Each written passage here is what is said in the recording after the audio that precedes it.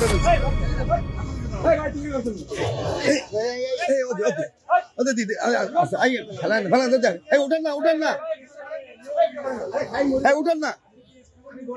আত্মীয় স্বজন আনা উচিত ছিল। আত্মীয় স্বজনের আত্মীয় স্বজন খবর দেন, আপনাদের আত্মীয় স্বজনের খবর দেন। আপনারা একা একা পারবেন কি করে? আপনাদের নিজেদের লোক লাগবে। সমাধান বলতে তো এখন দুজনেই স্বামী দাবি করে। ভাইয়ের নাম কি? পলাশ কুন্ডার। ওর ভাইয়ের নাম? ওনার নাম বিকাশ অধিকারী। ওনার বাসা কোথায়? কানাইপুর। এই যে ফরিদপুর কানাইপুর। আপনার বাসা? কানাইপুর। ও, আর মেয়ের বাসা? হ্যাঁ, মেয়ের বাসা? মেয়ের বাবার বাড়ি? মেয়ের বাবার বাড়ি এখন ইন্ডিয়া।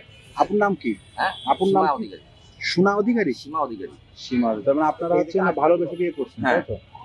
আর বক্তব্য একটু বলেন তো, আপনার বক্তব্যটা কি? আমরা দীর্ঘদিনের সম্পর্ক, আমাদের 3 বছরের। আমি তারে বলছি যে তোমার সংসার হয় না, আমি এখন আপনার বউ। হ্যাঁ, তারপরে নির্যাস আমি সংসার করবো না। এর সম্পত্তি আছে, এর নিয়ে আর কিছু নিয়ে আসছে। আমি আপনি বলি, এর নামে সম্পত্তি আছে, এগুলো নিয়ে আপনার এটা মারিয়ে ফেলাই দেবেন না কিনা, নাহলে আপনার সাংবাদিক আমি বলে গেলাম, হয়তো 1 বছর পর জানতে পারবেন এই মেয়েটা মারা গেছে।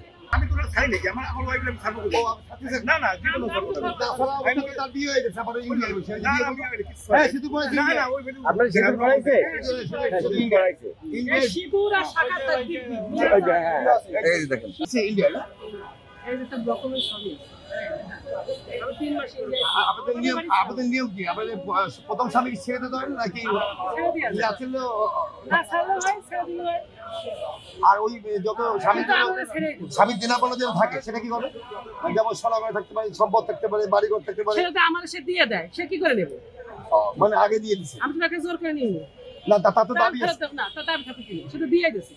দিয়া হয়, যে সব গেলানো হয়, সেই সব গেলানো হয়। তাহলে আপনার ভাই হিসেবে আমার এটা সমাধান করে দেন।